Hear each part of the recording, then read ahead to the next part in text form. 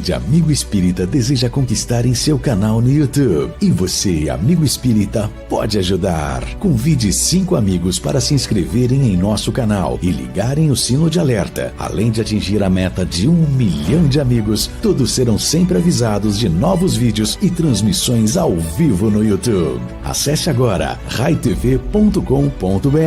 Rede Amigo Espírita, divulgando, instruindo e unificando.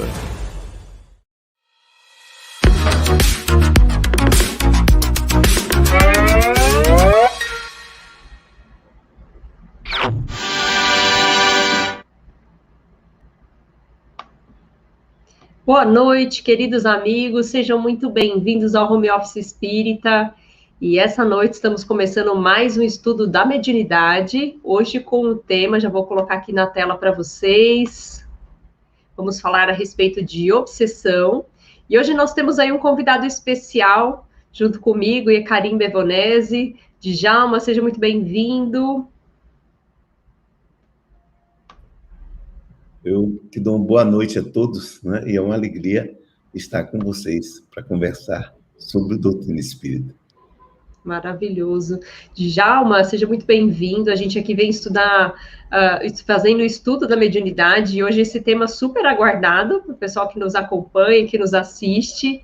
Para quem está chegando agora, a gente já vai entrando aí, vai dando seu boa noite, dizendo de onde vocês estão chegando, que a gente já vai entrar aqui para mostrar aqui na tela para quem está chegando.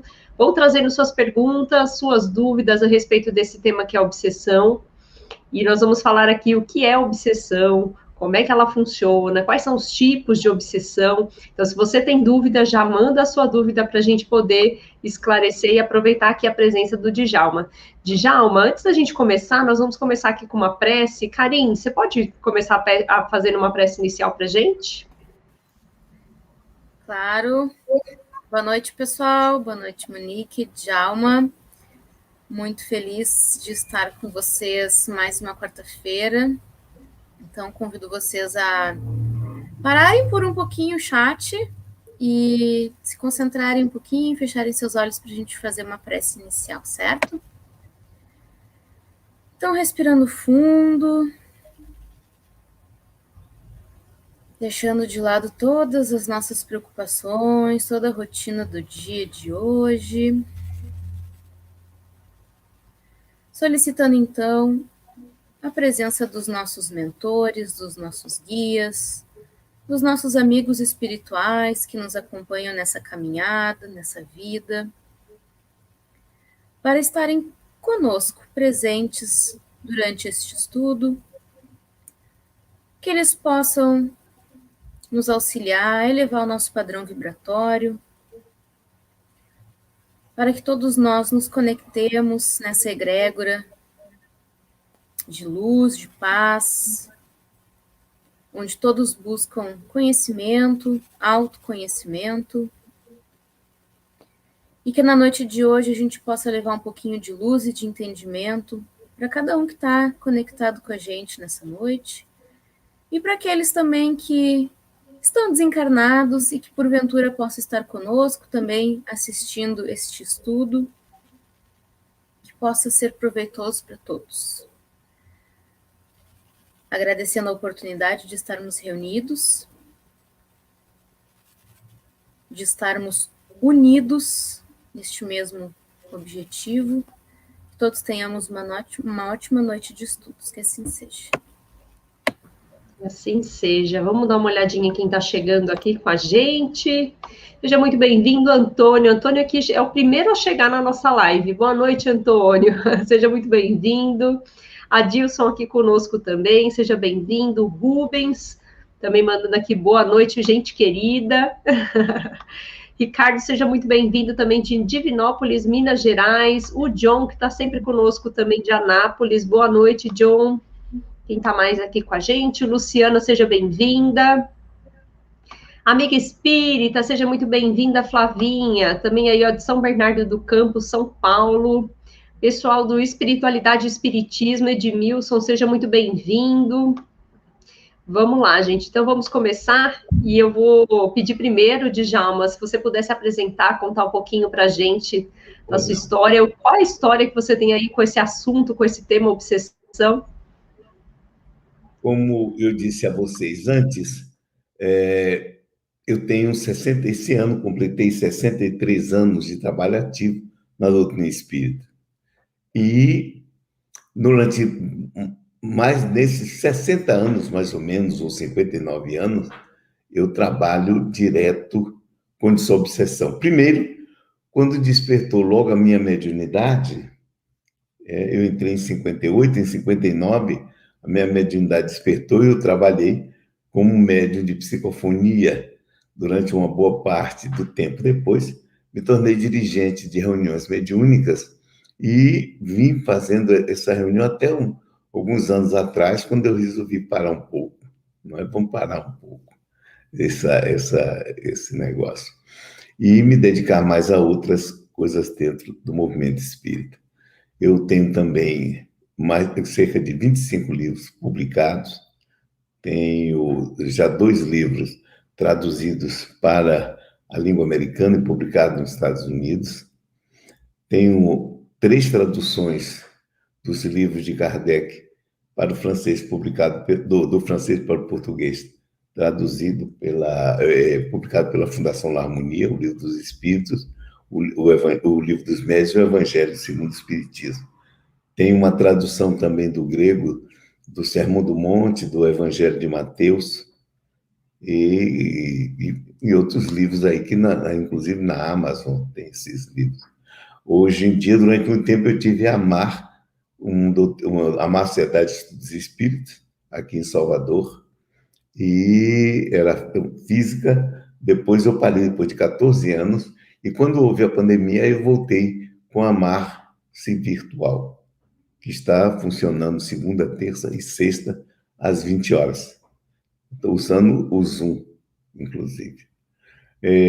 Essa é en passant a minha. Eu sou psicoterapeuta junguiano, tenho inclusive livros nessa área, e trabalho, é a minha área de trabalho, desde que eu me aposentei. Eu era analista de sistema de processamento de dados, e desde que eu me aposentei, estou trabalhando nessa área. Muito bom. Então, tem um conhecimento aprofundado a respeito da doutrina espírita. Maravilhoso. Gratidão por estar aqui conosco, viu, Djalma? E aí, Djalma, eu queria começar aqui, Karim, fica à vontade também para trazer, né, contando aqui para o pessoal o que é obsessão. É interessante. O Livro dos Médiuns, Allan Kardec trata especificamente sobre a obsessão sobre médiuns. É muito interessante verificar que Kardec nunca teve uma reunião de desobsessão. Como ele fazia um estudo, ele, inclusive, quando trabalhava com desobsessão, todo o trabalho dele estava em cima de psicografia. Inclusive, espíritos obsessores escrevendo. Eu achei isso muito interessante, porque ele tinha que manter registros. Então, ele se refere, basicamente, aos médiuns que sofriam a obsessão de espíritos perturbados, desorientados, ou com intenções malévolas, especificamente. Quando o espiritismo veio para o Brasil, aqui se desenvolveu a famosa desobsessão, como também aqui se desenvolveu a famosa reunião doutrinária, que não havia na época de Kardec. Uma reunião doutrinária. Ele tinha uma reunião que era uma reunião mediúnica aberta para aqueles que frequentavam a Sociedade Parisiense de Estudos Espíritas. Aqui foi que se desenvolveu isso. E haviam várias formas. Eu aqui na Bahia vi várias formas. Você tinha reunião mediúnica aberta com 60 pessoas. Eu participei, inclusive, de um amigo nosso, Josué de Oliveira Arapiraca, que já morreu, e achava interessante que uma reunião que ele fazia mediúnica com 600 pessoas e nunca deu o menor problema. Eu achei tão interessante isso. Tinha um outro também, Narciso, que tinha uma reunião do mesmo jeito, aberta, nunca deu o menor problema. Porque depois eu via muita gente falando, se fizer reunião assim, dá isso, porque os espíritos obsessores, porque tem muita gente no espiritismo que tem mais fé em espírito obsessor do que nos espíritos que nos dirigem. Eu, pelo contrário, eu sempre estive ligado muito mais aos espíritos equilibrados, aos espíritos que querem nos fazer evoluir. Eu nunca me preocupei efetivamente se o espírito obsessor vai me fazer isso, vai fazer aquilo ou aquilo outro. Não é? Nós sabemos que a obsessão é justamente a influência de uma mente espiritual sobre outra. Tá? As obsessões, existem vários tipos de obsessão. Nós ficamos, inclusive, já existiu e deve continuar existindo uma obsessão de proteção. Vocês já ouviram falar nisso? Pois é. Isso está num livro de André Luiz, chamado Evolução em Dois Mundos.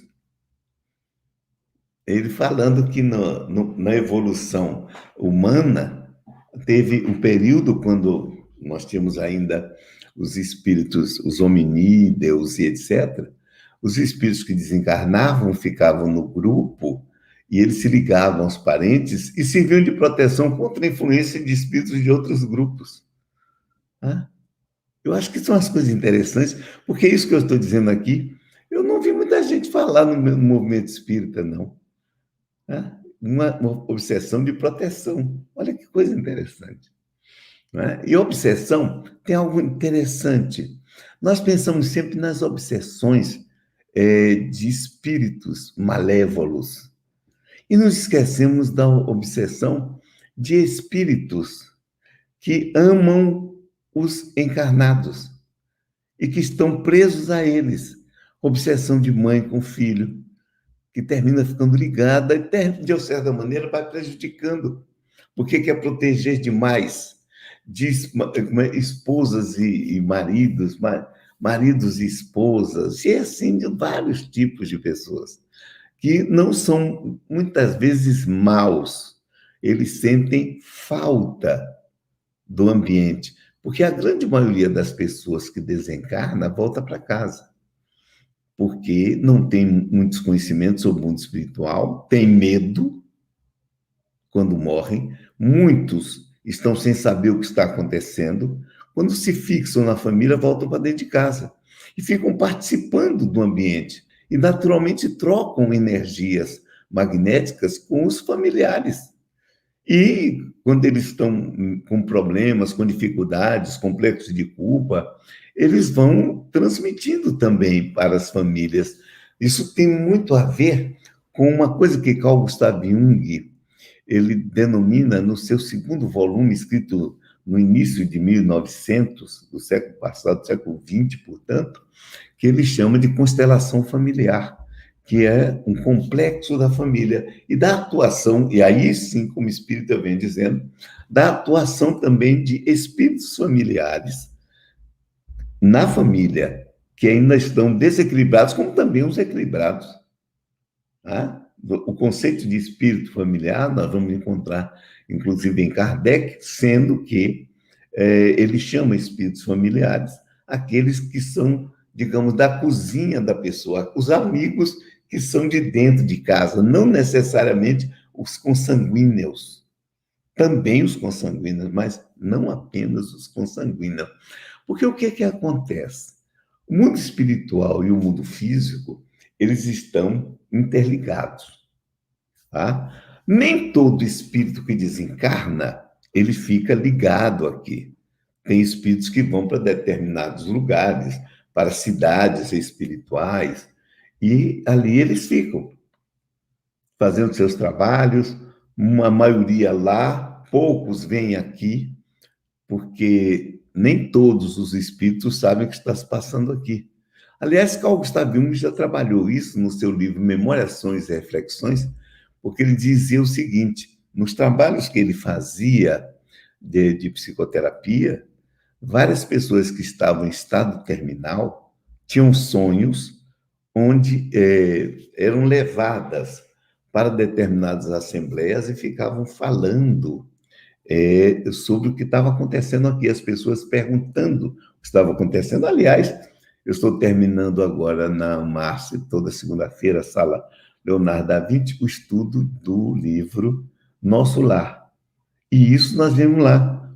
Muita gente não sabendo o que estava acontecendo, a guerra rolando aqui, e o pessoal sem saber o que estava acontecendo. Agora, tem aqueles que ficam aqui. Aqueles que ficam aqui, os que morrem, continuam entre nós. Esses, muitas vezes, estão numa situação de perturbação mental, outros estão com raivas, outros estão com sentimentos diversos, não é? Aqueles que desencarnam porque alguém aprontou alguma coisa e ficam ligados a eles, outros porque numa existência anterior sofreram na mão de alguém e quando descobrem vão atrás para prejudicar. Existe um fator interessante aí que muita gente não leva em consideração. Eu me lembro, uma vez eu estava dirigindo uma reunião mediúnica e chegou um homem de 45 anos, ele e a esposa. E o tipo de reunião mediúnica, olha o problema também da desobsessão, tipos de reunião mediúnica.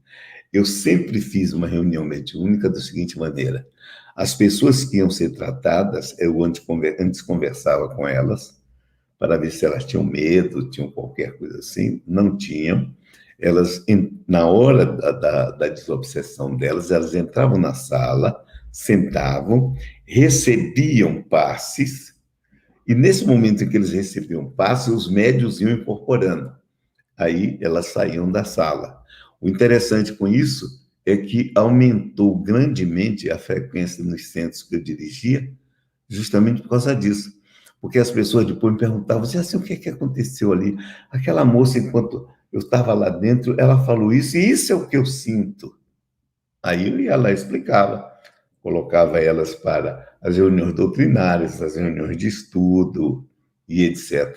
Isso era um fator muito interessante. E eu fui descobrindo que, muitas vezes, a obsessão é um fator afetivo. Poucas vezes eu vi obsessões de perseguição, mas existe, porque existem grupos no mundo espiritual voltados para isso, por uma coisa que pouca gente sabe. Todo mundo fala aqui das contrabandos de drogas, tá? Que nós temos de tráfico de drogas. Só que no mundo espiritual existe um fato interessante. As pessoas, quando desencarnam, elas sentem falta do corpo. Muita gente, quando elas estão muito presas aqui. Por quê? Porque o corpo é o centro das emoções. Nós pensamos que as emoções são psíquicas e não são. O psiquismo tem sentimentos, o espírito tem sentimentos. A emoção está no corpo. Então, você é tomada por emoções. Então, os espíritos ficam viciados em emoções físicas. Vocês já devem ter lido nas obras diversas mediúnicas, que muitos espíritos ficam colados, sugando a energia vital. Por quê? Porque a energia vital vai dar uma impressão de emoção. Eles sentem falta. E é por isso que eles ficam coletando energias, ectoplasma. Eles ficam coletando ectoplasma, e entre eles existe um comércio, vamos chamar assim, de ectoplasma, para as pessoas aspirarem aquilo e ficarem como o cocainômano e etc., para sentirem a emoção física que o perispírito não dá. Então, existe uma falta muito grande para alguns. Por isso, eles ficam ligados a ambientes diversos para receber, quando disse aglomeração de pessoas, para receberem aquela energia. Então, é um tipo de obsessão também isso. E as pessoas, eles ficam coletando, da mesma maneira que espíritos outros ficam coletando ectoplasma para produzirem fenômenos mediúnicos, etc. Tem aqueles que ficam se aproveitando disso para sentirem essas emoções físicas. Então, para muitos, a obsessão é quase um vício vamos chamar assim, orgânico do ponto de vista perispiritual. Tá? É interessante isso. E mais uma coisa. Djalma, deixa eu te fazer uma pergunta. Você falou bastante dessa questão dos vícios, né? E aí a gente entende pelas classificações ali de Kardec que isso seria considerado vampirismo, né? Sem E qual é a diferença do vampirismo, subjugação? Eu queria entender um pouquinho dos tipos, né? Esses tipos de obsessão. Acho que o pessoal que está aqui nos acompanhando, o pessoal está começando a estudar, né? Um pouquinho desses conceitos. Era bacana a gente falar um pouquinho a respeito disso. O que é que chama-se vampirismo? É o que André Luiz, no livro Evolução em Dois Mundos, vai chamar de parasitismo. O parasitismo é um fenômeno natural, vamos chamar assim.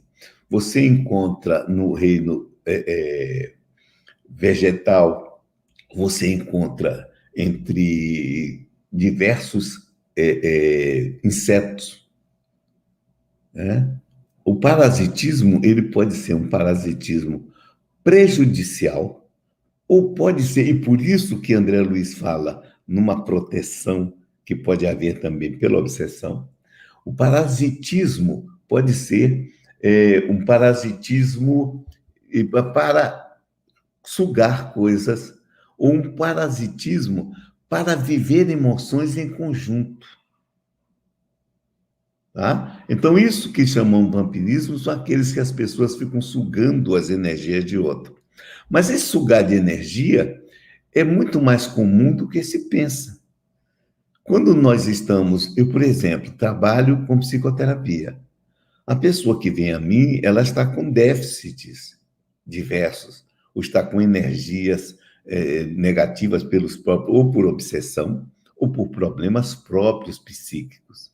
Então, quando eu estou trabalhando com eles, existe naturalmente uma troca de energia entre nós. Quando você está fazendo uma reunião mediúnica, normalmente você veja, ou doutrinária, quando as pessoas se reúnem, tem sempre um momento de preparação. Tá? O que é que acontece naquele momento? As pessoas estão juntas. Quando elas chegam com todo o problema do trabalho na cabeça. E se você tiver percepção, se todo mundo está calado, de repente você ouve como se fosse uma conversação. E você olha para trás, está todo mundo calado. É um barulho mental das pessoas. Mas quando elas vão focando num ponto, vamos fazer uma leitura inicial para poder, vamos fazer a prece. Aí você vai vendo as mentes as energias começam a se trocar, como se fosse um sistema de vasos comunicantes. Então, você tem automaticamente troca de energia. Agora, existe não é só uma troca, existe uma troca com uma deficiência energética entre pessoas que estão numa vibração determinada, quando chega o espírito vampiro ao qual ela se liga, porque para uma pessoa ser obsidiada tem de dar condição para o obsessor. Eu digo sempre, todo obsidiado é sapato velho, o obsessor e o obsidiado são sapato velho e pé doente. Os dois são iguais. Não é eu sou obsidiado, sou bonzinho, o espírito é que não presta. Não, os dois não prestam. Todos os dois. Então, porque o obsessor só vai agir se o outro der condição. Se não der condição, ele não tem como agir. Se a mente não estiver ligada a dele, não tem como ele interferir. Ele vai fazer 1000 coisas, vai usar recursos diversos para tentar. Mas se a pessoa manter uma estrutura mental assim diferente... Então, no vampirismo, é quando os espíritos se ligam mesmo e começam a sugar a energia. Aí existe uma possessão até. Vai chegando de um vampirismo simples até a possessão. Existem aqueles indivíduos, por exemplo, que desencarnaram com determinados problemas de drogas, seja bebida, sejam drogas químicas diversas, se ligam a viciados. Eu já atendi pessoas que chegaram para mim, o meu filho está viciado porque é um espírito. Eu digo, não, senhora. Digo para a mãe, nem venha. Não faça isso, não. O seu filho tem um vício. O espírito se ligou a ele como viciado que é também.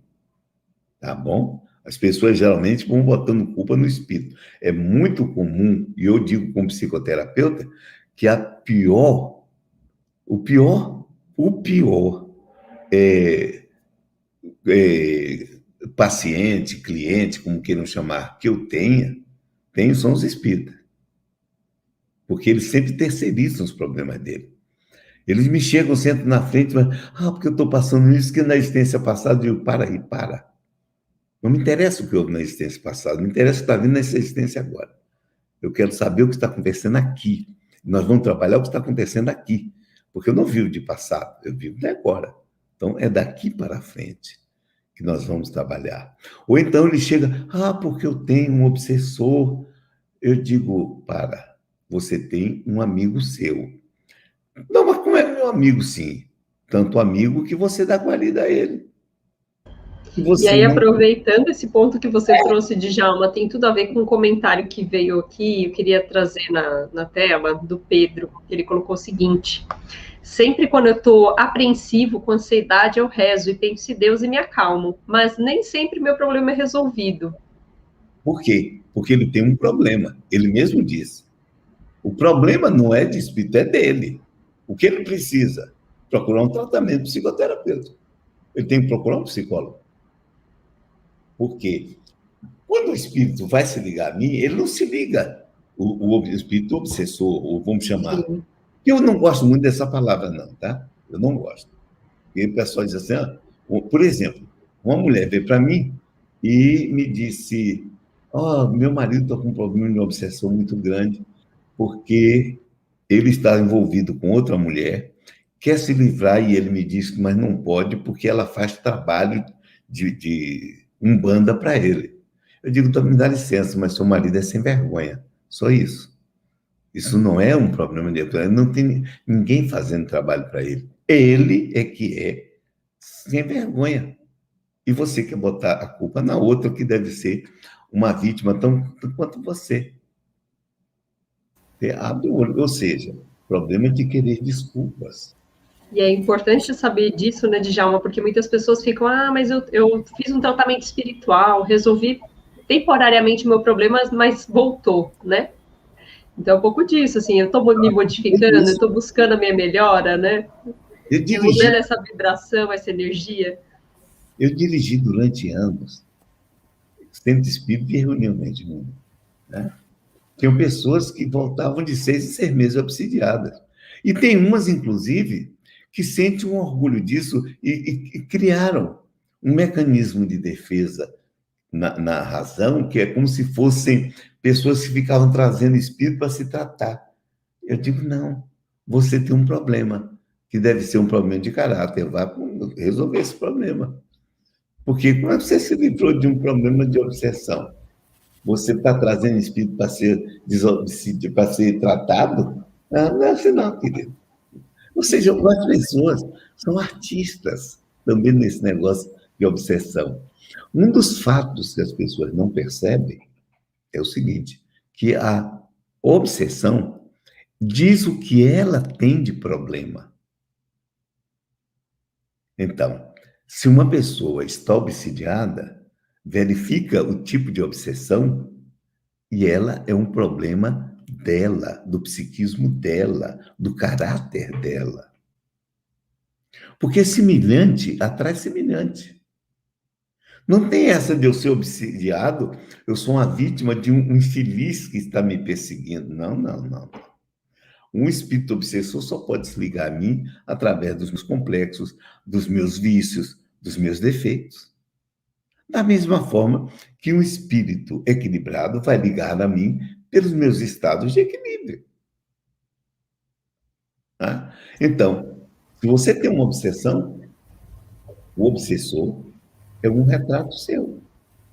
Mas ele está me perseguindo por o que eu fiz. Ou seja, você fez. Você tem uma culpa. E ele se liga a você pela sua culpa. Olha, existem vários. Uma vez uma mulher chegou para mim, né, no centro espírita, e disse, eu tenho uma obsessão há 10 anos. Eu já fiquei olhando para ela. 10 anos eu tenho uma obsessão.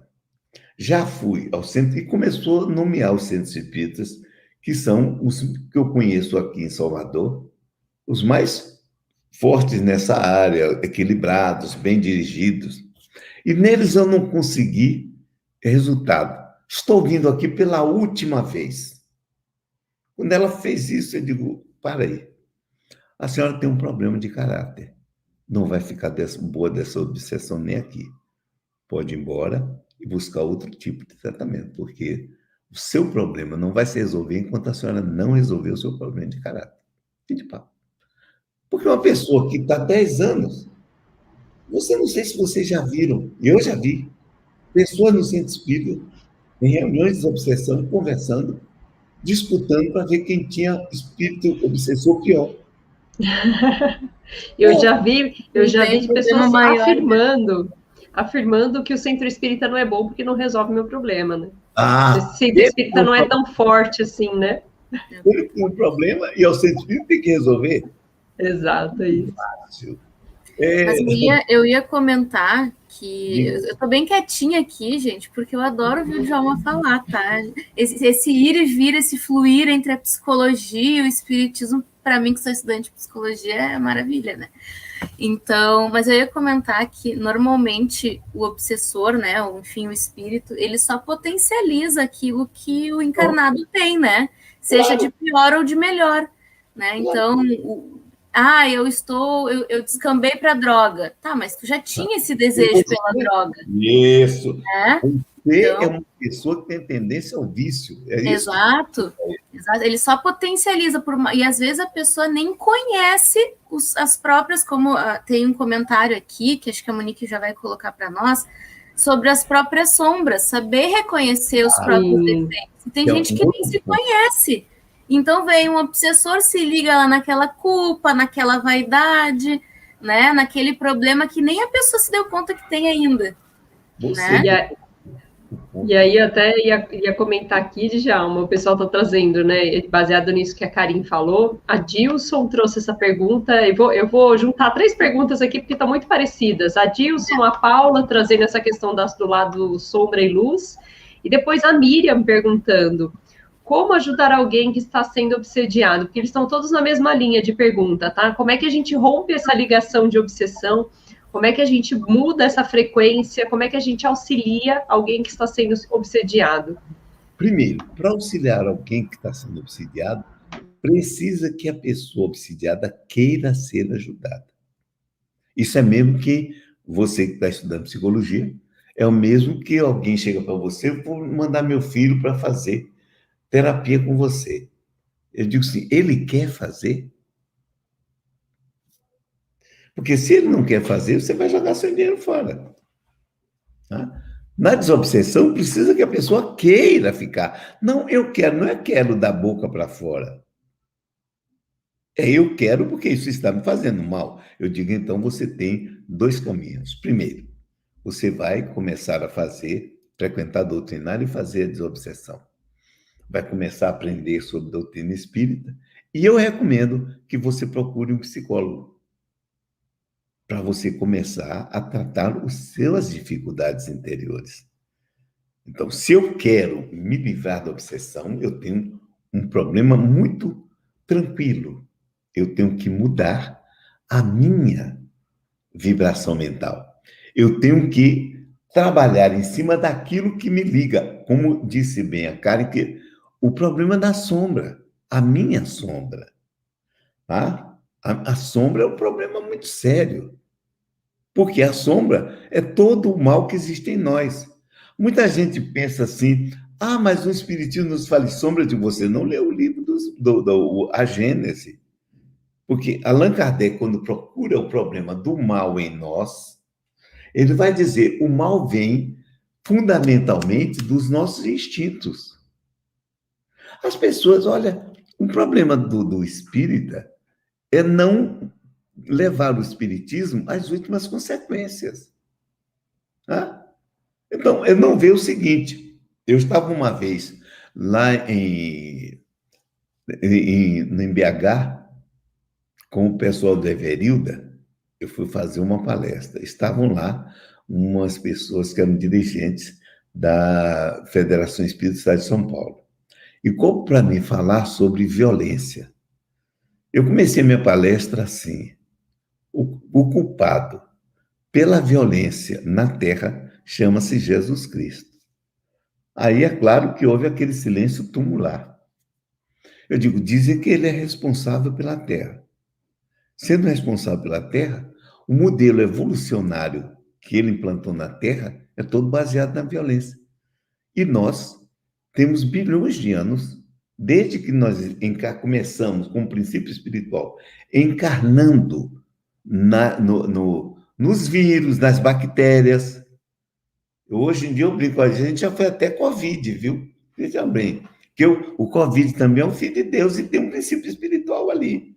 E vai evoluir um dia, vai chegar lá. Eu digo, quando nós estávamos, desde quando era bactéria, comíamos uns aos outros para sobreviver. Depois nós fomos evoluindo, nos transformamos, pegamos corpos que eram pluricelulares e continuamos a mesma coisa. No reino vegetal, é uma briga de foice no escuro. É o problema do mais apto, daquele que consegue meios e recursos de devorar e matar os outros. Então, nós passamos milhões de anos aprendendo isso. E aí chega agora a raiva, a nossa sombra, traz isso, está lá também. Que eu estou aumentando agora porque eu sou um ser consciente. Eu me inflo, eu me acho o maioral, que eu sei de tudo, e etc. E aí, isso os espíritos são semelhantes a mim se aproveitam e me usam. Muita gente é obsidiada sem saber. Porque ele e o espírito que obsidia são tão iguais, estão tão unidos, que um fala pelo outro. Você trouxe isso, Djalma, e aí, olha, se você está falando, a sua fala está trazendo aqui as perguntas para o pessoal está se animando em trazer as dúvidas, tá? Eu vou aproveitando a sua fala e vou trazendo as dúvidas que tem a ver com o tema. Edmilson e também o Henrique, né? Edmilson trouxe assim, vou começar pelo do Henrique, ele fala assim, como a pessoa pode saber se está sendo obsediada? E aí, o Edmilson colocou assim, como é a sensação do espírito? É só o sentimento? É só a raiva, a tristeza? São as emoções? Quais são as sensações do ectoplasma? Eu estou entendendo que eles querem entender como é que a gente identifica que alguém está sendo obsediado. É pelo sentimento? É pela forma? Como é que você poderia auxiliar aqui, Djalma? Quando a pessoa começa a apresentar problemas fisiopsíquicos. É porque não tem muita diferença entre um fenômeno obsessivo e um fenômeno psicológico, não. Porque você pode se auto-obsidiar, fenômenos de depressão, por exemplo, síndrome do pânico, que está acontecendo muito, e não tem espírito nenhum de junto. Tá? Então, o que é que acontece? A presença do espírito vai apenas ampliar isso para a gente, vai criar problemas maiores internos, e que podem ser problemas psicossomáticos também. Olha, e no centro espírita, muita gente se dá mal nisso que vai para o centro espírita. Eu ia contando uma coisa que eu parei, desviei por outros raciocínios, mas cheguei numa reunião dessa que eu fazia, entrou um camarada, 45 anos, com a esposa. Quando ele entrou, ele começou até aqui, se jogou no chão, mandei segurar ele, e ele estava se batendo, eu disse, peraí, solta ele aí. Quando eu comecei a ver, ele estava fazendo movimentos que eu digo, peraí, isso aí tem algo que antigamente ia se chamar de uma conversão histérica. Virei para a esposa dele e disse assim, ele está no psiquiatra, não sabe? Ela disse, está, porque não tem espírito nenhum aí, não. Isso é dele. Muito importante isso que você trouxe, Djalma, porque tem algumas doenças, né? Esquizofrenia e algumas outras doenças. A esquizofrenia dele era um problema. Convulsões, né? Esquizofrênico, tá certo? Que ele disse para ele, ó, seu problema é para ser tratado no psicólogo. Você pode vir por cento, tomar passe, ou começar a ler doutrina espírita, tudo bem. Mas seu problema é psicológico, não tem nada de espírito. No caso, muita gente pode ter também uma obsessão que é um efeito colateral a um problema que a pessoa tem. Se eu, por exemplo, desenvolvo um estado depressivo, eu entro em depressão, com espíritos com depressão, porque o espírito desencarna com depressão e continua com depressão. Tá? Ele vem e se liga a mim. Mas ele se liga a mim porque nós estamos na mesma vibração, com o mesmo problema. Da mesma maneira que o criminoso tem os seus amigos espirituais criminosos, que se ligam a ele, que estimulam ele a fazer as coisas. Porque enquanto ele está naquela coisa de fazer o crime dele, de praticar coisa, ele está naquele estado de adrenalina, ele vai também se aproveitando. São coisas que a gente não percebe. Às vezes, o que tem aqui? Nosso maior obsessor somos normalmente. Não é às vezes, não. Os maiores obsessores nossos somos nós. Uma das coisas que eu trabalho muito com as pessoas é o problema de culpa. Eu deixei de falar em tudo que venha trazer culpa no sentido espírita. Ah, porque você está aqui, porque na outra existência você fez. Eu digo, para com esse negócio. Você está aqui para aprender. Ah, porque eu nasci, sei lá, com um tal deficiência, porque na outra vida eu digo, não, você está aqui, encarnou com essa deficiência para aprender alguma coisa. Vamos começar a largar esse negócio. Eu não estou aqui para isso. Então, eu estou aprendendo. Digo, na minha vida eu nunca paguei nada, eu nunca espiei nada, não tenho nada disso, não tenho aqui lei de causa e efeito comigo, não funciona, não. Por quê? Porque eu estou encarnado aprendendo. Eu estou aprendendo. Tudo que me aconteceu, que eu fiz de errado, ou que aconteceu comigo, foi aprendizado. Eu fiz de errado porque ninguém aprende sem errar. É impossível. Como é que vocês que estudaram e que estudam, não erram? Vão fazer prova, não erram? Opa! Então, porque o que é que acontece? A gente, por vários mecanismos, pode ou esquecer, ou pode simplesmente não ter aprendido direito. E vai estudar. Na live passada, a gente até comentou, acho que a gente finalizou a live passando uma orientação para as pessoas, né? Independente da adversidade que venha a acontecer na vida dela, seja na área financeira, emocional, de relacionamento, no trabalho, que ela pegue esse problema, né, olhe para ele e não pense, o que eu fiz para merecer isso? Não, mas ela olhe para esse problema e pense, o que eu posso aprender contigo? Pronto. Né? Porque dependendo de como tu lida com as adversidades na vida, tu também, ou tu pode ser obsessor de alguém, teu auto-obsessor, ou então tu pode atrair algum obsessor para ti, né? Tudo tá ali em como a gente lida com tudo na nossa vida, né? Como que a gente encara os problemas e até as vitórias, né? Exatamente. Você tocou num ponto. As pessoas, por isso que eu digo, no espiritismo tem um problema da pessoa querer terceirizar. Olha, eu estava falando daquele problema, um sujeito que teve uma crise de esquizofrenia. Me veio um rapaz de 25 anos. Aos 15 anos, como acontece normalmente, ele apresentou esquizofrenia. Começou a ouvir voz. Levaram ele para um centro espírita. Quando chegaram no centro espírita, olharam, o mentor do centro disse que ele era um grande médium e tinha que se desenvolver. Ele levou até os 25 anos desenvolvendo o quê? Esquizofrenia. Quando ele me procurou, estava num estado lastimável, 25 anos. Desde então, estava no centro espírita. Aí, quando ele me falou, eu digo, vamos fazer um negócio, você vai esquecer tudo que disseram. Você pode ter uma mediunidade, mas o seu problema não é esse. Porque pelas vozes que você escuta, essas vozes vêm de dentro de você. Você está com o ego cindido. Então, nós vamos trabalhar isso.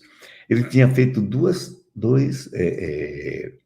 vestibulares para a faculdade, passou em todas as duas, faculdade federal, portanto, ele era inteligente.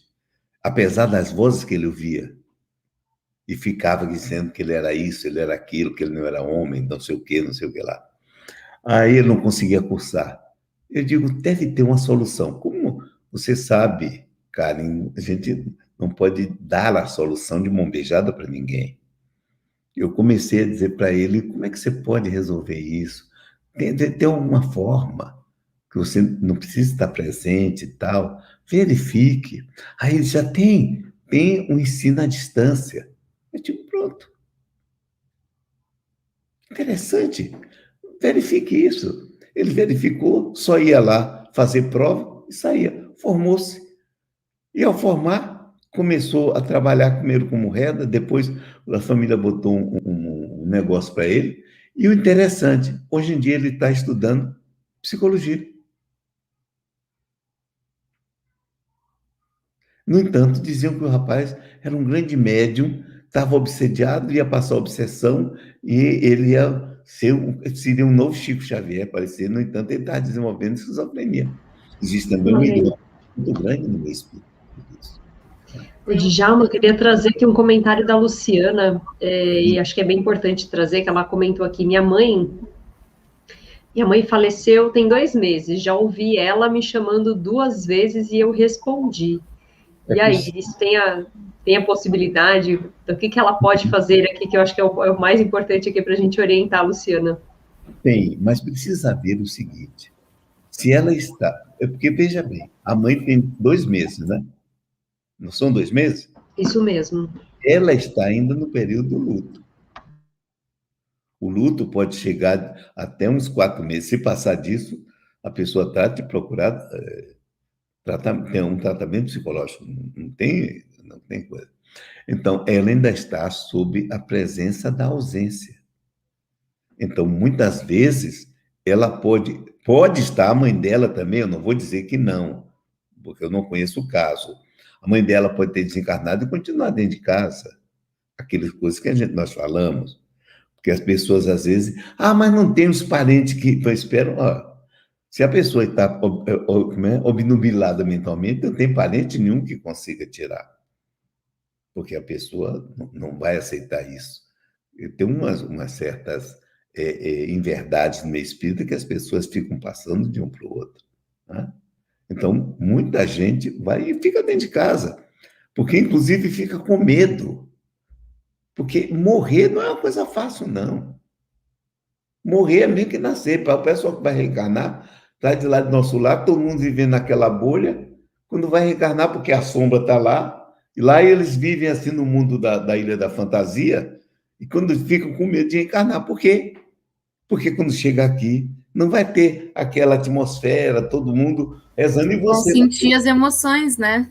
Minha querida, vão sentir as emoções, e mais ainda, lá você é obrigado a pensar daquele jeito, porque se você pensar diferentemente, todo mundo vai perceber o que você está pensando.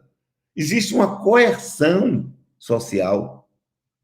Quando você chega aqui, a sombra que você reprimiu lá vai vir à tona. E aí você vai atrair os antigos companheiros ou vai pegar novos, no sentido desequilibrado. Então, nós vivemos num ambiente em que, nós ajudamos a desequilibrar. Então, se eu quero superar, eu tenho que começar a me equilibrar. E se eu não quero ser obsidiado, eu tenho que começar a trabalhar a minha mente, resolver minhas dificuldades, trazer a minha sombra para a consciência, para eu saber os meus defeitos. E quando eles se apresentam, eu poder trabalhá-los. Djalma, tem uma pergunta da Paula Guimarães, acho que a Monique pode colocar para nós aqui. Ela pergunta assim, não, a de cima. Opa! A de cima. Como podemos conhecer e trabalhar o nosso lado sombra para que possamos trazer a luz e nos libertarmos da nossa cegueira? Porque nada há de oculto que não seja revelado. Primeiro, por 2 problemas. Nós temos, psicologicamente, problemas interessantes, a começar com o ego. Existe uma coisa chamada mecanismos de defesa do ego. A racionalização. Eu começo a sentir alguma coisa, minha vida começa a dar alguma coisa errada, eu começo a imaginar, isso é o meu karma, não sei o quê, e etc. Isso é racionalização, é um mecanismo de defesa do ego. Porque a pessoa não quer ver que o problema que está acontecendo é fruto, às vezes, da incúria dela, das escolhas erradas que ela fez. Então, e como ela vai lidar com a sombra? Primeiro, tem que admitir que tem. Segundo, tem que começar a admitir conscientemente aquilo que tem. Se a pessoa é desonesta, admitir que é desonesta. Trazer para a consciência, porque saber do que é desonesta, vai ter que começar a trabalhar para passar a ser honesta. Se a pessoa é astuta, eu sou astuto. O astuto é desonesto. Mas é um mecanismo de defesa, acho formidável. A minha astúcia, como eu faço, não, você é um desonesto. A pessoa tem que começar a admitir o que é, o mal que existe nele, que ele projeta nos outros, como também as virtudes que ele tem e que estão reprimidas e que ele projeta nos outros. Se uma pessoa, por exemplo, admira a outra profundamente, ela tem aquilo também da forma dela. E ela pode desenvolver da forma dela. Nunca vai ser a outra pessoa. Eu atendi uma vez uma moça que um dia ela chegou me elogiando uma grande oradora que ela tinha ouvido. Mas mulher formidável, que não sei. Quando ela terminou, eu disse, você também tem essa possibilidade. Mas como assim? Você está fazendo uma projeção.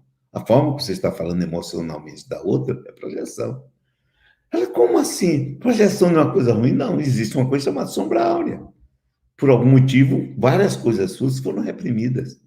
E ela começamos a trabalhar, ela caiu num soluço por causa disso. Hoje em dia, ela já tinha quase 40 anos, ela já está quase com 50. O que é que ela fez?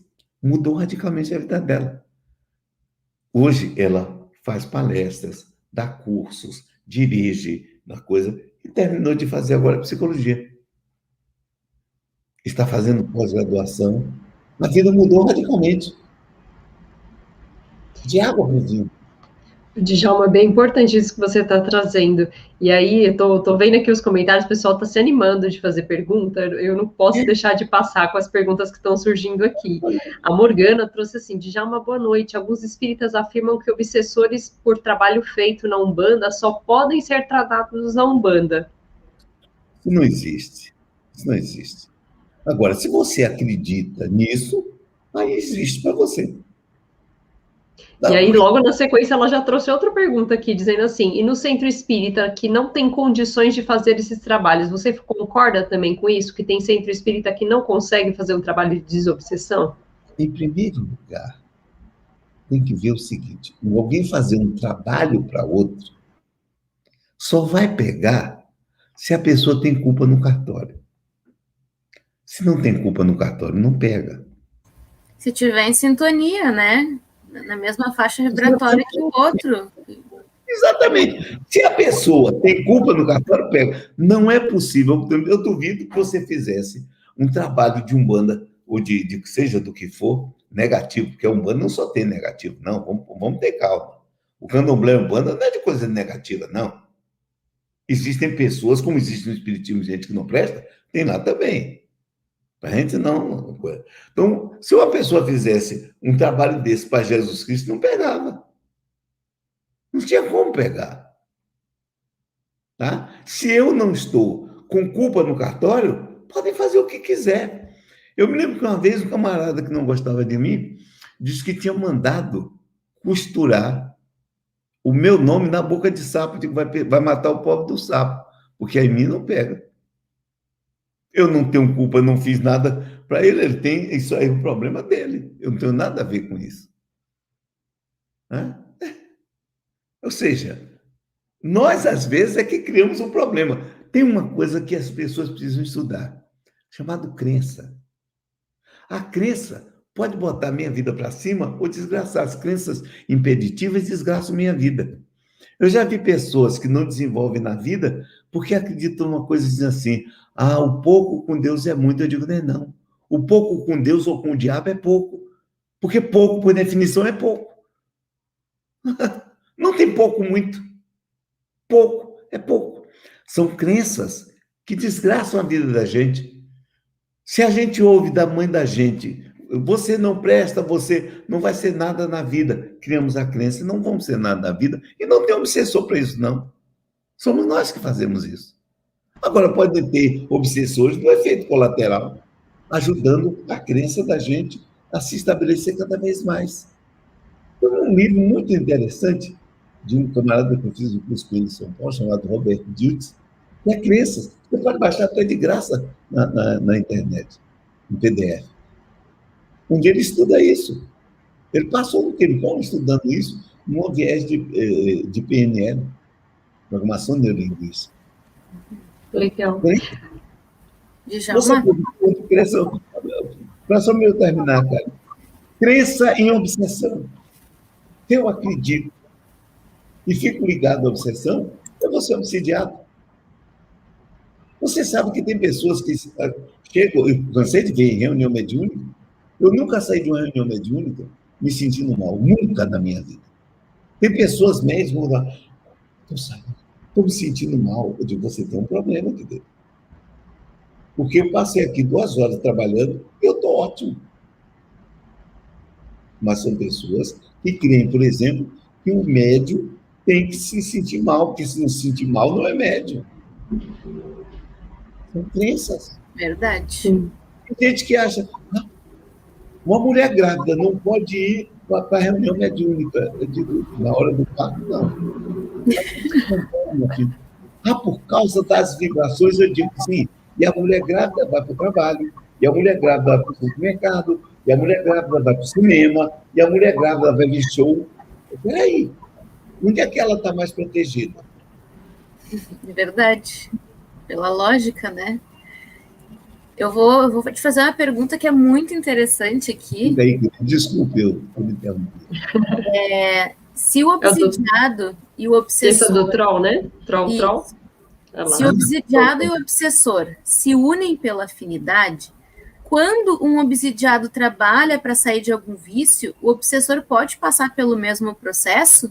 Pode, acho sim. Que se a pessoa encarnada, né, está procurando ajuda, eu acho, né? Pode sim. Está acontecendo a mesma coisa com o obsessor? Pode sim ou não. Se o outro começa a melhorar, deixar o vício, ele se manda, vai embora. E tem um caso interessante num livro que nem é de espiritismo brasileiro, né? 30 anos de mediunidade, que é o seguinte: o obsessor pegou um indivíduo lá. E aí, na época, dava aquele choque elétrico. Quando ele vai para o psiquiatra, levam ele e dão um choque elétrico. O obsessor vai parar nos infernos com o choque que tomou, que não estava sabendo o que. Daí para frente ele aprendeu e ficava o seguinte: ele estava lá com o sujeito. Quando o sujeito ia tomar choque elétrico, ele saía e ficava longe. Deixava o camarada tomar choque elétrico. Depois que a eletricidade saiu do corpo... Espertinho esse obsessor, né? Não é burro, não. É? Burro, porque ele é burro. Mas olha só, essa tua lembrança que tu trouxe me fez lembrar agora do que tu falou no início sobre o vampirismo e o parasitismo, porque existe uma diferença entre uma obsessão comum e um vampirismo, que seria mais ou menos a intenção do obsessor, né? Quando o obsessor tem a intenção de prejudicar alguém, ou quando ele só está ali porque está precisando de energia, está precisando sentir as emoções, ele não tem maldade, né? Ele não tem esse ímpeto de prejudicar, né? Existe essa diferença também. Por isso a gente tem que ter cuidado ao classificar o obsessor. Porque uma pessoa pode estar sofrendo alguns problemas psíquicos e a mãe dele que está de junto. Porque ela desencarnou com problemas. E ela está ligada porque gosta dele.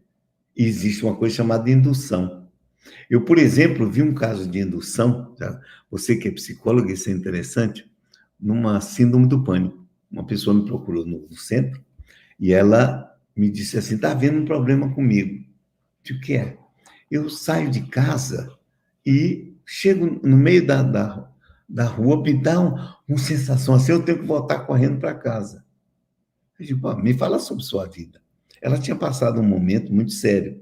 Ela, uma vez, e o marido foram pegados por 2 bandidos, ou 3, e levados para uma praia distante, e lá deram um tiro, os bandidos deram um tiro nos 2. O marido dela desencarnou na hora, ela foi ferida, não morreu na hora, mas fingiu. Eles foram embora, ela se arrastou até a estrada e alguém que passou deu uma carona a ela, pegou, levou para o hospital. Ela ficou algum tempo, fez operação e tudo, e escapou. Voltou à vida normal, conseguiu superar o trauma e a vida foi se desenvolvendo normalmente, inclusive casou-se de novo, estava indo muito bem. Quando ela apresentou essa síndrome do pânico, eu olhei assim e digo, tem uma coisa diferente. E aí levei ela para a desobsessão. Quando chegou lá, quem se comunica? O marido dela. Ele tinha entrado em perturbação espiritual, e quando ele saiu da perturbação, porque a pessoa às vezes leva anos em perturbação, quando ele saiu dessa perturbação, buscou o quê? A casa. Buscou se ligar a quem? A mulher que ele tinha, que tinha passado problema com ele. Ele estava com medo do que ele agora estava percebendo. E ele transmitiu medo para ela. Ele foi tratado, se libertou, ela ficou boa. Ela tinha uma síndrome do pânico por indução. Não porque fosse ela que ele tinha desenvolvido, apesar do trauma que passou. Tá? O trauma pode ter servido até de ponte para que ele se ligasse. O Djalma, você está trazendo isso, e eu fico pensando a possibilidade também dos encarnados serem obsessores dos desencarnados, né? Porque isso acontece muito. Acontece muito. Nós estávamos falando de uma pessoa... é época de Covid agora. Senhor. Nós estamos falando de uma pessoa que perdeu a mãe 2 meses atrás. E ela pode estar pensando direto na mãe. Não estou dizendo que ela está, estou dizendo que ela pode, por saudade, pela presença da ausência. E ficar pensando, naturalmente, pode atrair para dentro de casa. Porque a pessoa que desencarnou pode estar nesse estado ainda de perturbação espiritual. Porque morrer não é fácil. Tem muita gente muitas vezes recebe, né, no grupo mediúnico, espíritos pedindo, por favor, avisa fulano, né? Eu estou bem, que eu posso ir, né? Parar de me chamar, de me pedir, né? Pois é. Eu já vi. Inclusive, você tem uma coisa engraçada. Uma vez uma mulher me chegou dizendo que o marido vivia dentro de casa, não saía, tinha morrido. Eu levei ela para a desobsessão. Ela entra, uma médium incorporou, sem saber, incorporou o dito cujo. Quando ele incorporou, ele se falou alguma coisa, nós vimos que era ele. Aí eu comecei a doutrinar ele sério. Eu digo, para com esse negócio, rapaz. Você morreu, você não sabe, o casamento acaba no atestado de óbito. Você se lembra quando você casou, era assim, até que a morte nos separe. E você fica lá atrapalhando a vida. Ele disse, eu creio que há um equívoco. Eu digo, que equívoco que nada? Você está dentro de casa? Ele disse, não é isso não. Eu sempre fui dominado por ela. E agora que eu desencarnei, ela não me larga. Me livre dela, pelo amor de Deus. Aí eu virei e comecei a dar esfregue nela. Ai, Djalma, pior que acontece, né? Você está pensando que eu já vi nessa área? Tem que rir, olha. Não, eu já vi mentor desistindo da pessoa. A gente vai dar passagem achando que é um obsessor, e aí é o mentor, eu não consigo, eu desisto. Eu já vi isso acontecer na minha frente. Tem um caso interessante, que ele estava, não sei se era ele mesmo ou outra pessoa, começando a seguir para aprender um guia, tá? Seguir um guia. E esse guia era de uma mulher que era muito arbitrária. E ele queria dar um dia de paz a essa mulher. Então, a mulher, quando acordou, já ia brigando com o marido, ele fez um diacho para acalmar. Ela foi para a mesa tomar café, já ia brigando com a empregada, e ele trabalhando. Quando chega de tardinha, ele já está quase conseguindo que ela fique em paz, ela resolveu costurar. No momento que estava costurando, a agulha enfiou no dedo, ela aí perdeu a tramontana, começou a xingar, a fazer tudo. Aí o Humberto de Campos olhou e disse, mas você veja, né? Por causa disso, uma coisinha no dedo, ela perdeu a paz dela. Ele disse, não tem problema não, ela vai desencarnar e vai ser guia também. Toma! Pior, né? Gente, muito bom. Eu vou só trazer aqui os últimos comentários, acho que já deu nosso horário também aqui para a gente poder ir finalizando. Eu acho que o Henrique trouxe aqui, né, e acho que vale para todos, não só para fumantes, né, todos os fumantes têm obsessores? Não necessariamente. Não necessariamente. Porque, primeiro de tudo, vamos fazer uma diferença. O obsessor de um fumante pode ser um outro fumante que é amigão. É como o cara que usa droga. O camarada que bebe, por exemplo. Tem o espírito de junto, que é cachaceiro também. Ou seja, é amigo de copo. Colega de bar. Exato. O camarada que está com o drogado é drogado também, é amigo. Temos que se fazer uma diferença. Temos que fazer a diferença entre aqueles que estão ligados ao outro porque gostam, outros que são amigos por causa dos vícios que têm em comum, e várias outras coisas. Então, tem muito espírito levando fama de que não presta, porque é obsessor, quando, na verdade, ele tem o mesmo problema do obsidiado. Os dois são iguais. E aí, Djalma, o Daniel veio com uma pergunta que você acabou de responder a pergunta dele. Ele colocou assim, poderíamos considerar que tanto obsediado quanto obsessor têm o mesmo tipo sanguíneo? Exato. Que era a codependência, a transfusão de energia, consentida, essa afinidade recíproca, como a Karin trouxe, né? Exato. Olha, é como o seguinte, quando a gente fala em problemas psicológicos, como depressão, ansiedade, uma série de coisas, tudo isso tem um ganho. Ninguém tem problema psíquico que não ganhe alguma coisa. Tá? Quando há uma pessoa com depressão, eu fiquei vendo. Uma vez eu atendi uma mulher casada que depressão só vivia em cima da cama. Era funcionária pública, inclusive. Ela só via em cima da cama de licença. A mãe dentro de casa cuidando do filho dela. O marido sem saber o que fazer, porque ela não vivia como esposa realmente por causa da depressão. Mas toda vez ela tinha que, quando acabava a licença, ela tinha que trabalhar uma semana e pouco, para poder ter nova licença. Numa dessas licenças, o marido dela pegou o celular dela, quando viu, ela com o colega trocando mensagens afetivas.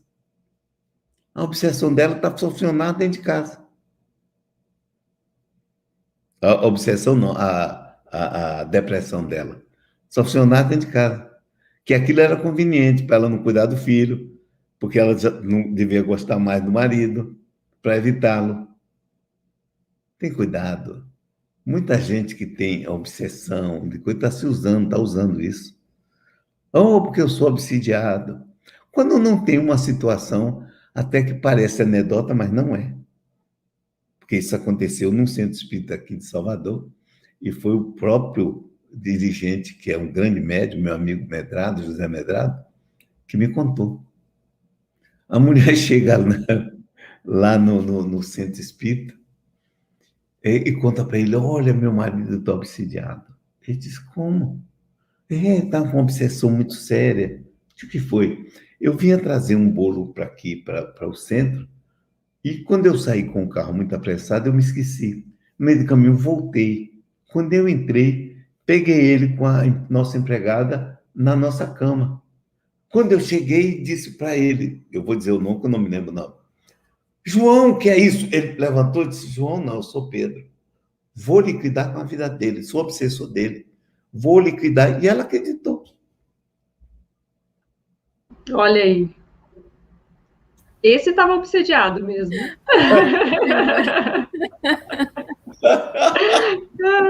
Muito bom, Djalma. Para ele dizer, seu marido é descarado. Isso aqui Ô, Djalma, o pessoal tá pedindo para te trazer tu de volta aqui nas lives, viu? Então, muito aqui, ó, bom. tu já tá sacramentado que tu vai ter que voltar, viu? E eu vou trazer aqui alguns comentários, Karim André mandando parabéns aí pelo programa. Chamem o Djalma mais vezes, a Raíssa colocando aqui, né, pra gente ouvir ele, a gente gostou muito. Tô amando a live também aqui, o Henrique. A Miriam, coloquei, gostou muito da live, é a primeira vez que estou assistindo. Miriam, vem mais vezes, a gente vai estar aqui toda quarta-feira nesse horário, às 9h. Mas todo mundo gostou muito, viu, Djalma? E foi realmente um bate-papo muito leve. Para falar de obsessão nessa leveza, foi maravilhoso mesmo. Parabéns aí pela troca, pela experiência. Tem que ter muito gostoso. Humor na vida, né? Para tratar com os problemas, com as adversidades. Se não tiver humor, se não tiver alegria, meu Deus. Você vivendo um momento de pandemia, vai ainda botar mais coisa pesada, porque nós podemos tratar de coisas sérias de forma leve, sem deixar de ser. Tá? Porque oferecendo também às pessoas recursos, elas podem. Tem que trabalhar o psíquico? Tem. Ah, mas eu vou para o centro espírita, vou começar a orar. Não é só começar a orar. Porque orar, você pode fazer feito o caso que conta, a anedota, da mulher que está rezando o terço. Estou falando que foi isso que eu sempre ouvi, rezando o terço, e está nos rezando e só olhando e vendo o gato subindo na coisa para pegar comida. E ela só preocupada, rezando e preocupada, pelo amor de Deus. Tem gente que acha que não, estou sentindo, eu vou rezar o Pai Nosso. Não é só chegar assim, Pai Nosso, está no céu, santificado. Não. Você tem que orar sentindo, é completamente diferente. Tá? Você tem que mudar a vibração. Tem pessoas que... eu estou com encosto. Aqui tem uma história dessa, se chama encosto, né? É aquele dia que você acorda assim, meio com o pé esquerdo, coisa assim, diz que é um encosto. Tem um encosto? Então tira o corpo e deixa ele se bater no chão, ora bola. Ele vai encostar em mim, ele vai encostar em quem ele queira, não em mim. Ora tá. E uma outra coisa, você desenvolve uma crença positiva de ligação com os espíritos equilibrados. Eu, por exemplo, não estou dando importância a nenhum obsessor, não quero nem me preocupar com eles. Por que eu vou me preocupar com eles? Não tem por que me preocupar. Eu tenho que cuidar de mim, eles que cuidem de si. Eu estou tratando uma pessoa agora que ela me apresenta a história de que tem um espírito falando com ela o tempo todo, agindo sobre a mente dela. Eu já vi que isso não é real. Mas eu entrei na dela. Com nós três sentamos e começamos a conversar. A psicoterapia é com dois. Entendeu? Então, o que eu estou fazendo? Eu estou fazendo aquilo que devo fazer, entrar no problema dela. E o pior é que meu... Diga. Pode falar. Eu estou dizendo para ela o seguinte, em vez de que ela ficava discutindo, não sei o quê, eu digo, olha, você vê, eu estou com pena dele. Vamos começar a ter pena dele, porque ele está preso a uma coisa para fazer mal a você. Vamos parar com isso. Começa o seguinte, quando ele começar a falar para você, eu estou desconfiado de outra coisa, mas quando ele começar a falar para você, você comece a desejar o bem para ele, a dizer que Deus lhe ajude, Deus lhe ampare, eu quero o melhor para você. Sabe o que aconteceu? Hoje mesmo nós fizemos um trabalho. Ela me disse assim, você sabe, essa semana ele praticamente não falou comigo. São os pensamentos, né? Já vai mudando a sintonia. Claro. Exatamente. Eu ia dizer que hoje meu filho me perguntou assim, ô mãe, a criança tem amigo imaginário, né? Mas adulto também tem?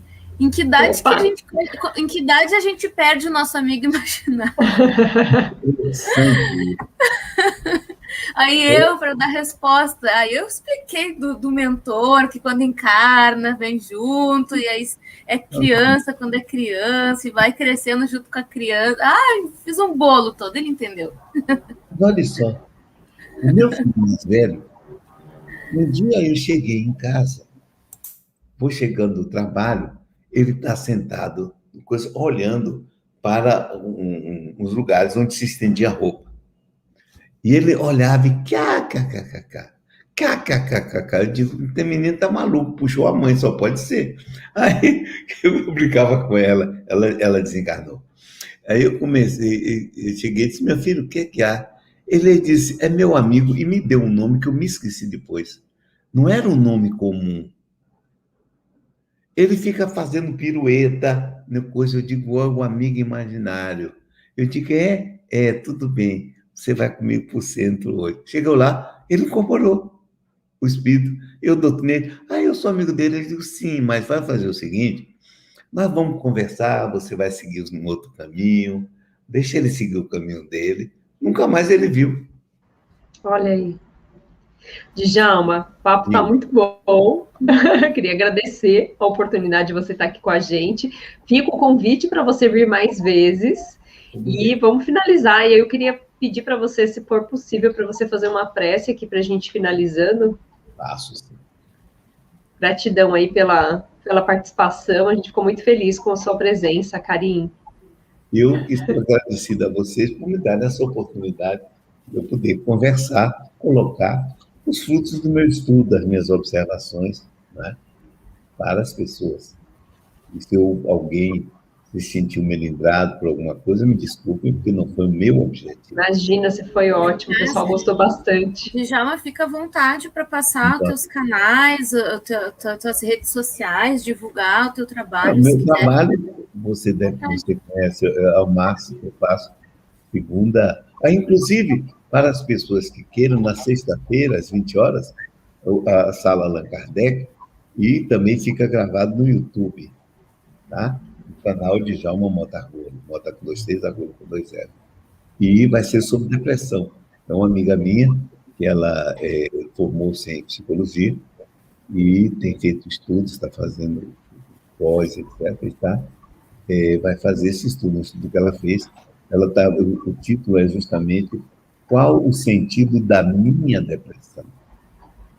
Eu quero, antes de fechar, dizer para as pessoas que quando as coisas aconteçam a elas, não fiquem pensando no que fizeram, que o obsessor, não sei o quê. Pergunte o que eu pergunto sempre para mim quando algo me acontece. Para que isso me aconteceu? O que é que isso quer trazer de mensagem para mim? Que é a mesma coisa que eu penso quando alguém me procura para fazer terapia. Eu digo, que mensagem essa pessoa está me trazendo? O inconsciente dela trouxe ela para mim para quê? Para que eu aprendesse o quê? Nós vamos orar, não é? Vamos lá, vai ser maravilhoso mesmo. Senhor Deus, evocado ou não evocado, estás presente. E foi uma oportunidade interessante recebermos tua ajuda, todos que estamos aqui, através dos teus mensageiros e diretamente de ti. Cada um de nós foi absorvendo de uma maneira própria aquilo que foi aqui conversado. E que todos nós consigamos, Senhor, fazer um trabalho interno de mudança na forma de pensar, na forma de sentir, na forma de agir, na maneira de falar. Para que gradativamente, mudando, fazendo uma metanoia, que significa mudança da mente, nós consigamos ver realmente o teu reino. Como disse, inclusive, João, o Batista, no Evangelho de Mateus, no capítulo 3, no versículo 2. Mudai a vossa mente, porque é chegado o reino dos céus. E mudando a nossa mente, nós estaremos vinculados a ti e aos bons espíritos que estão sempre querendo nos ajudar, aqueles que já conseguiram o equilíbrio. Abençoa esse trabalho que é feito por estas pessoas que dirigem essa rede espírita e que essa rede aumente cada vez mais. Inspira os que dirigem, os que fazem, para que eles consigam divulgar para as pessoas aquilo que é positivo, principalmente nesses momentos que nós estamos vivendo e que são muito difíceis. Muito obrigado a vocês e muita paz. Gratidão, Djalma, gratidão, Karim. Gente, quem chegou aí, que participou hoje pela primeira vez, fica aí o convite para voltar aqui na quarta-feira que vem às 9h. Djalma, super convidado também para voltar aqui com a gente. Karim, beijo grande, gratidão por estar aqui. Obrigada pela companhia de todos, gratidão, Monique, gratidão, Djalma, por ter aceito o convite. Volte mais vezes e, pessoal, nos procurem nas redes sociais, o Djalma, a Monique e eu, nos sigam lá e acompanhem, né, os estudos, todos os trabalhos que são feitos, beleza? Até semana que vem. Fechado, gente. Tchau, tchau. Tchau.